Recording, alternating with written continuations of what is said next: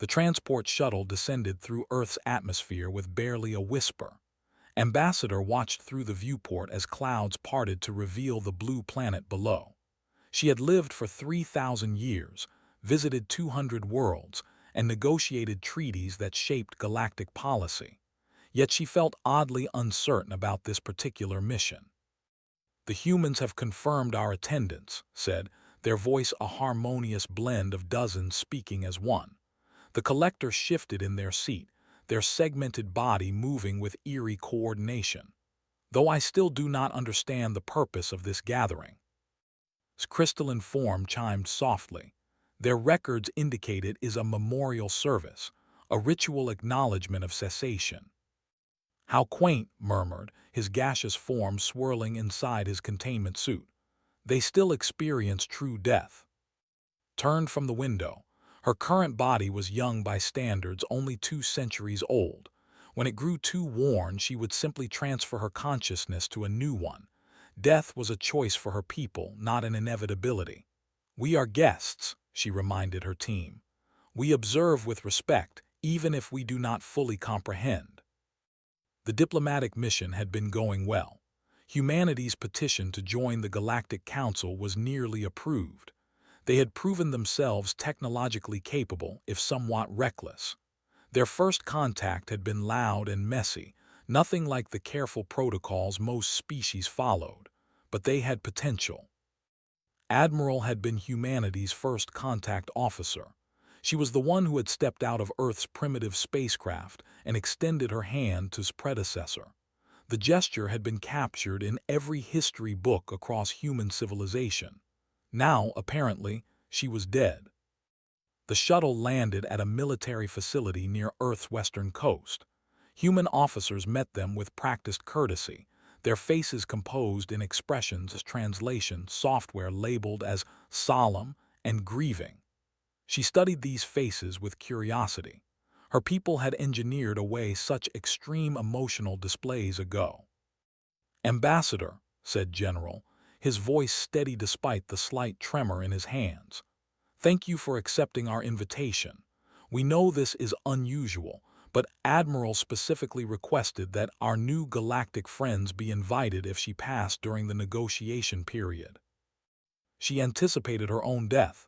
asked, genuinely curious. The general's face shifted into something the translator called sad smile. "She was 92 years old. She knew her time was limited." Leaned forward, multiple voices speaking in unison. "Your species lives such brief spans. How do you accomplish anything?" The question was meant clinically, but noticed several humans stiffen. The general, however, simply nodded. "We make the most of what we have." The admiral certainly did. They were given quarters to rest before the service. Assigned her team their observation duties. Would monitor group dynamics and social behaviors. Would analyze the ceremonial structure and symbolic elements. Would study the emotional expressions and their cultural significance. Herself would observe the overall human response to mortality. "This will provide valuable anthropological data," she told her team. "Humans are the first death-bound species to petition for council membership in 4 centuries. Understanding their relationship with mortality may help us understand their motivations and decision-making processes." That night accessed Earth's information networks, reviewing human funeral customs. The variety was staggering. Burials, cremations, sky burials, water burials, preservation, celebration, mourning, festivals of remembrance. Some cultures wore white, others black. Some celebrated life, others focused on loss. But one element remained constant across all cultures and all time periods: grief. She watched recordings of humans crying at funerals. The physical manifestation fascinated her. Water leaking from their eyes, their breathing becoming irregular, their voices breaking.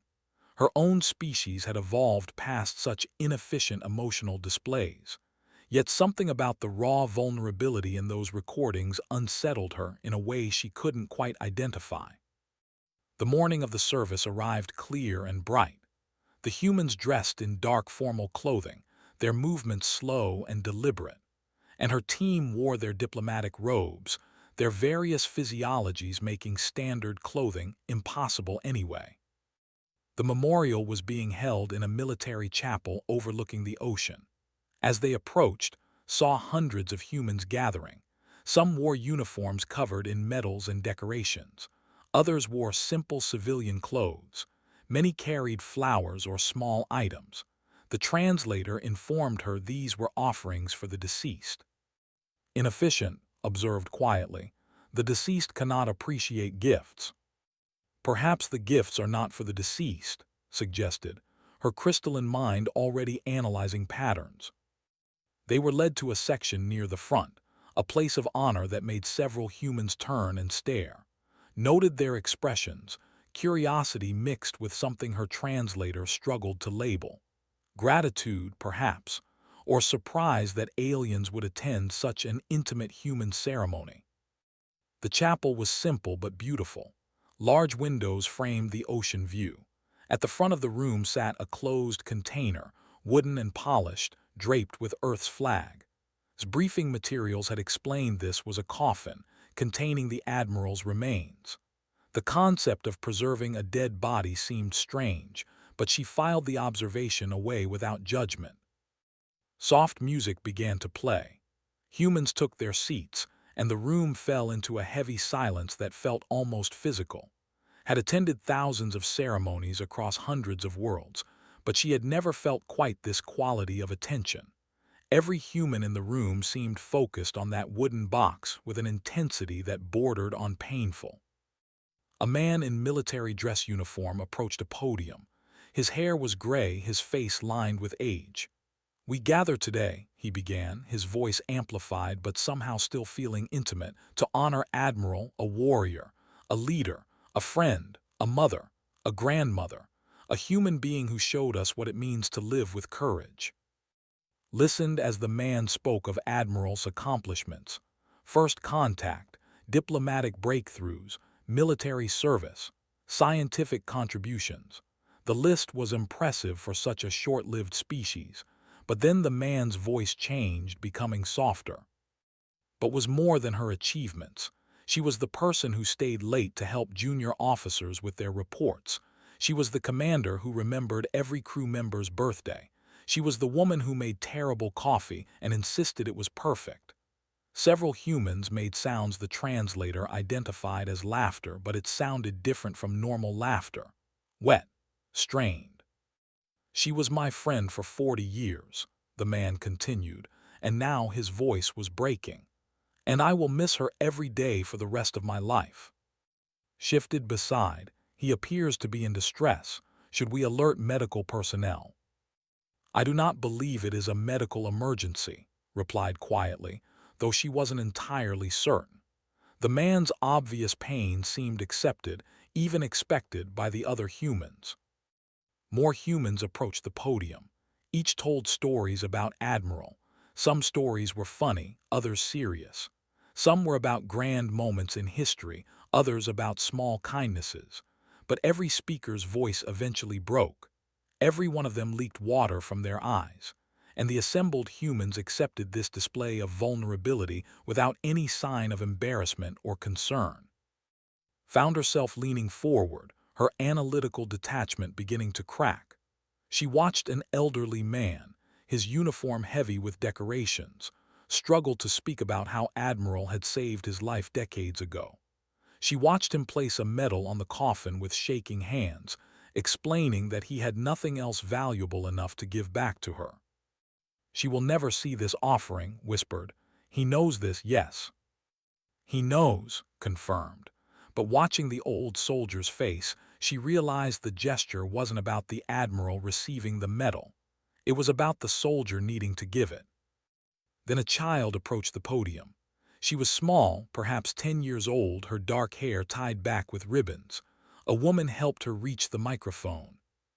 "My grandma was the best person in the world," the child read from a paper with careful concentration. "She taught me to be brave. She taught me to be kind. She taught me that it's okay to be scared as long as you don't let fear win." The child's voice remained steady until the end. "She won't see me grow up.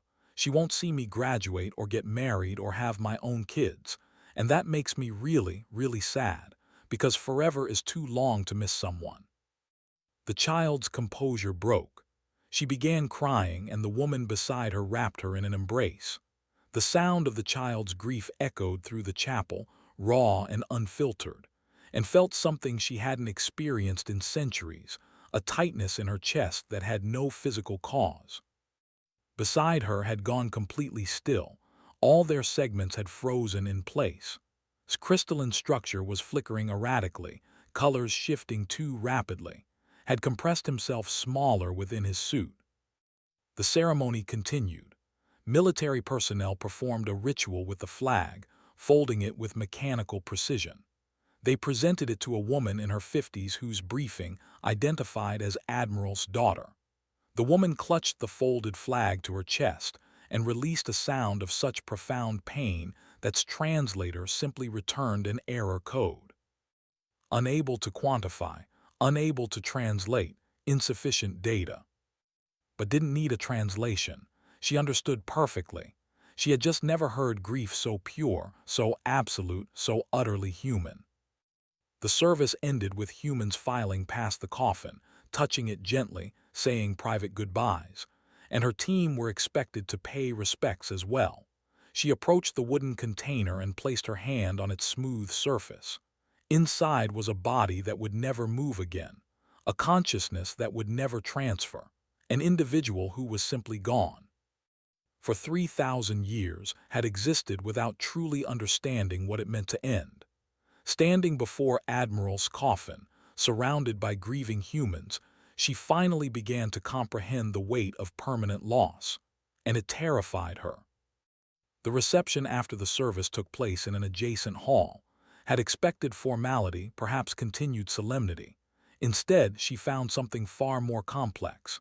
Humans gathered in small groups, talking and laughing. The laughter still carried that strange, wet quality, but it was genuine.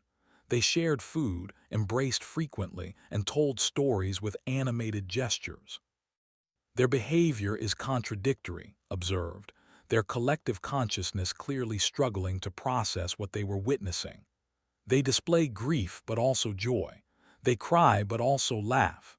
How do they maintain such opposing emotional states simultaneously? Had no answer. Her own people had their emotional range specifically to avoid such messy contradictions. She watched a group of elderly humans gathered around a display of photographs. They pointed at images, their voices rising and falling in patterns that seemed almost musical. "That was taken during the Mars colony establishment," one woman said, tapping a photo. "Insisted on going down to the surface even though she was supposed to stay on the orbital platform. Nearly gave command a heart attack." "She was always like that," another replied, smiling even as tears ran down her face. "Rules were suggestions to her if she thought they were getting in the way of something important." They laughed together, a sound both joyful and broken, drifted closer to her chiming voice subdued. "Ambassador, I am experiencing a processing error. I can perceive multiple timeline branches for these humans, all the futures they might have shared with Admiral, but she exists in none of them. The branches simply end. I have never witnessed such absolute cessation." "Can you look away?" asked. "No," admitted. "I have always experienced time nonlinearly. Past, present, and future exist simultaneously in my perception. But now I am trapped in this moment. The weight of now is overwhelming." Understood.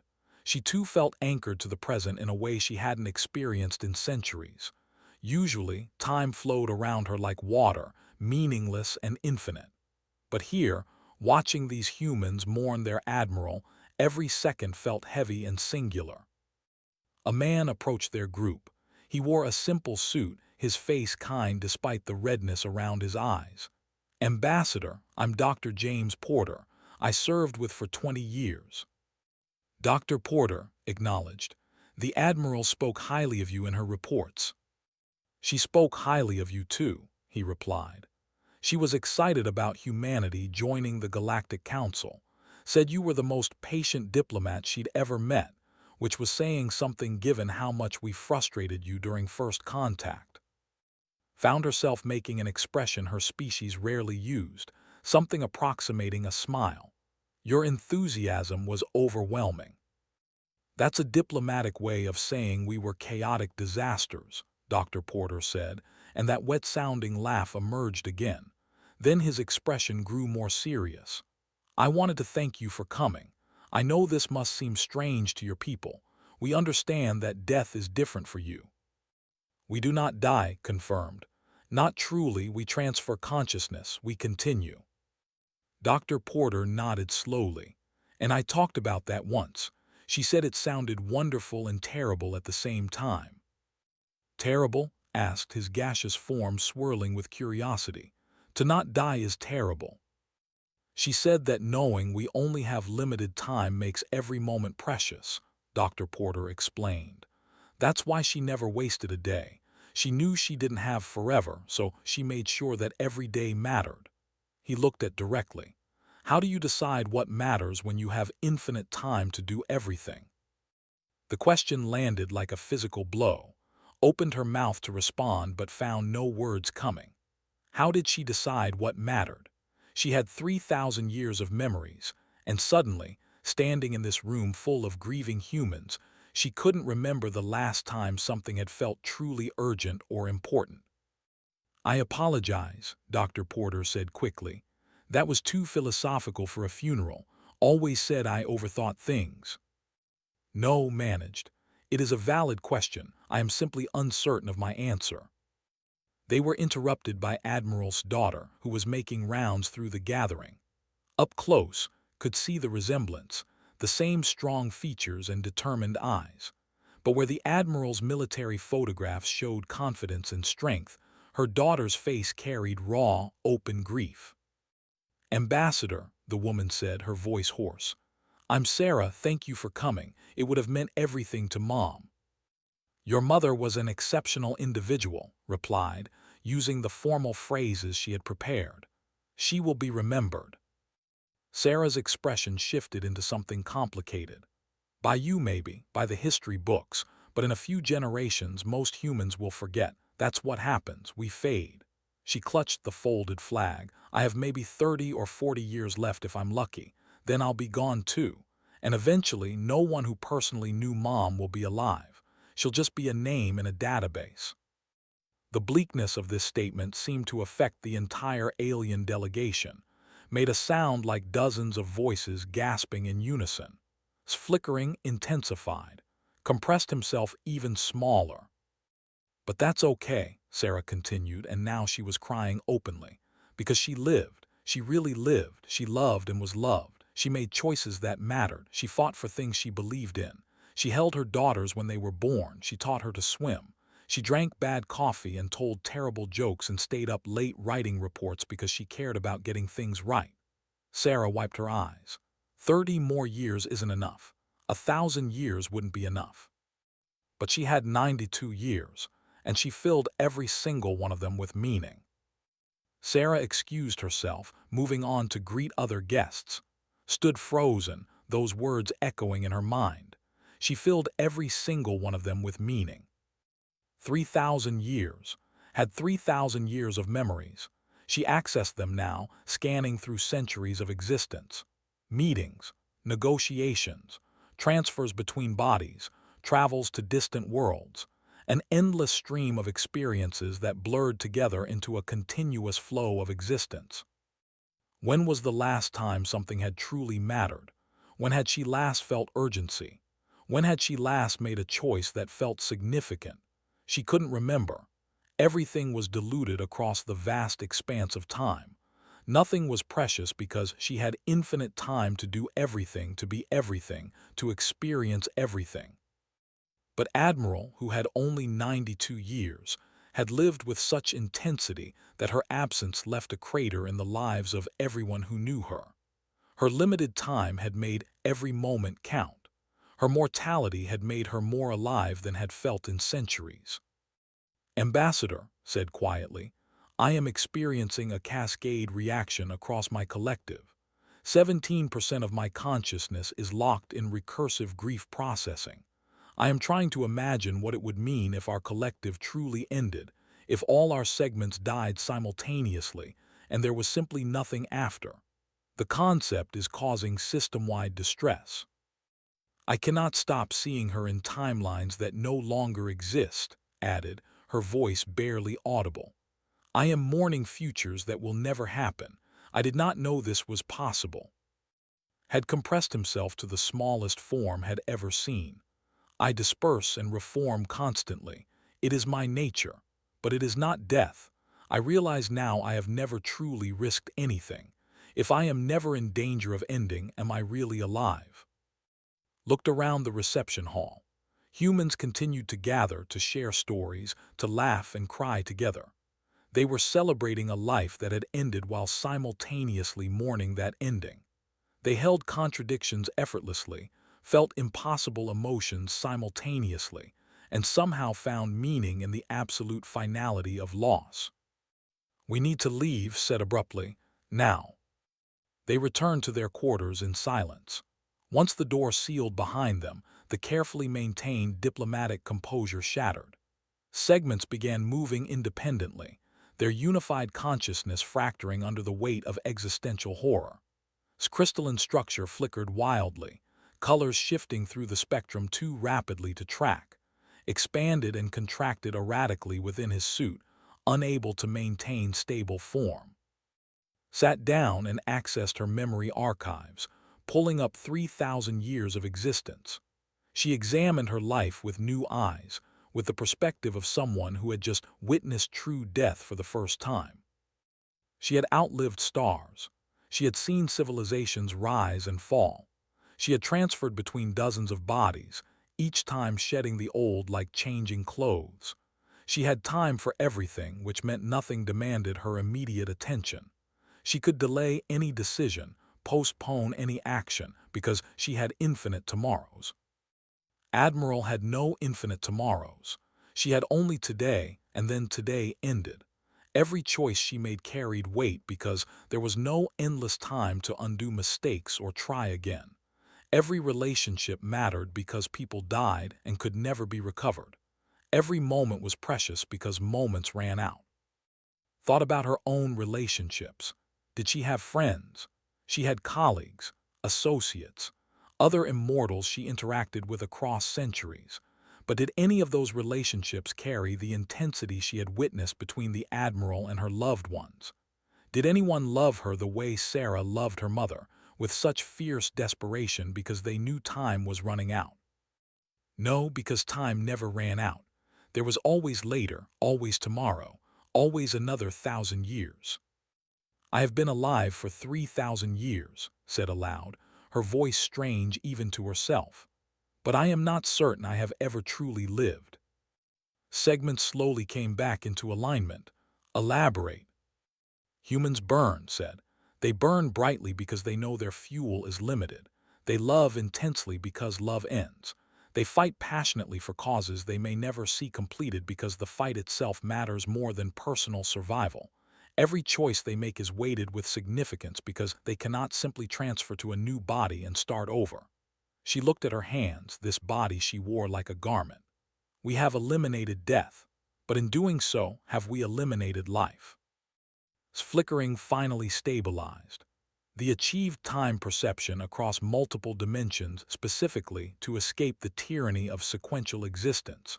We believed experiencing all moments simultaneously would free us from the fear of endings. But watching Admiral's memorial, I was locked in the present for the first time in my existence. I could not look away. And I realized that the weight of the present moment, the knowing that this moment matters because it will pass and never return, is what gives life structure. Without that weight, all moments become equally meaningless. Our collective shares consciousness across thousands of segments, added. We achieved a form of immortality through distribution. No single death can end us, but at the memorial I imagine what would happen if all segments died simultaneously, if there was simply nothing after. The terror was overwhelming, but alongside the terror was something else. A clarity. If our collective could end, then our collective's existence matters. Our choices have permanence. Our actions have consequences that cannot be undone by simply spawning new segments. Finally stabilized his form. I am ephemeral. We disperse and reform at will. We thought ourselves beyond death, but I realize now we are also beyond life. We exist without risk, without consequence, without the possibility of true loss. And without loss can anything truly be gained? Silence fell over the room. 4 beings from 4 species that had conquered death in different ways, all suddenly confronting the same devastating realization. Immortality might be a trap rather than a gift. Stood and walked to the window. Earth rotated below, this planet full of beings who would die, every single one of them. They knew they would die. They feared death. They grieved death. They built entire civilizations around the management of death. And yet they lived with such intensity that an immortal being could only watch in awe. I am going to write a report to the Galactic Council, said finally, but it will not be the anthropological study they expect. What will you recommend? Asked. Turned from the window. That humanity should not merely be admitted as a junior member, that they should be studied, that they have something to teach us that we desperately need to learn. She paused. And I am going to request permission to do something no has done in 10,000 years. What? Asked. I am going to request permission to let this body age naturally, to experience a life with a true ending, to see if mortality might restore the meaning that immortality has stolen. The weight of this statement settled over the room. It was radical. It was unprecedented. It was possibly the most significant decision had made in 3,000 years, and that significance came from the fact that the decision was permanent. There would be no transfer, no continuation, just an ending. We cannot return to what we were before witnessing that memorial, continued. We have seen death now. We have felt the weight of permanent loss, and we cannot unsee it. We cannot unfeel it. The question is whether we have the courage to embrace what humans have known all along. That meaning comes from limitation. She began composing her report, knowing it would shock the council, knowing it might change everything, knowing that for the first time in centuries, she was doing something that truly mattered. Because she had finally learned what humans knew from birth, that only when something can be lost forever does it become truly precious. The next morning requested a private visit to Admiral's grave. She went alone, walking through the military cemetery in the early light. The grave was fresh, the earth still dark and recently turned. A simple stone marker bore the Admiral's name, dates, and a short inscription. She lived with courage. Knelt beside the grave and pulled out a crystal marker, a symbol her people reserved for things that must never be forgotten. She placed it gently beside the human headstone. You showed me something I had forgotten, said quietly to the grave.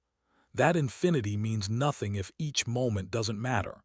That having forever is the same as having nothing if time has no weight. She paused. Thank you for dying, Admiral. Thank you for showing us how to live. In the distance, she could see people moving through the cemetery. Life continuing despite loss. She saw a flash of ribbons and recognized Admiral's granddaughter playing with other children near a memorial garden. The child laughed, the sound carrying across the morning air. That child had perhaps 80 or 90 years ahead of her if she was fortunate. So few years compared to, yet watching her play, understood that those years would be infinitely more valuable than centuries of immortal existence. Because the child knew, somewhere deep in her developing consciousness, that time ran out, that every day was a gift that wouldn't last forever, that the people she loved could be lost. And that knowledge, that terrible, beautiful knowledge, would make the child burn brighter than any immortal could. Stood and turned from the grave. She had a report to finish, requests to make, a life to live that would, for the first time in 3,000 years, have a true ending. For the first time in centuries, she felt alive. She felt mortal. She felt human.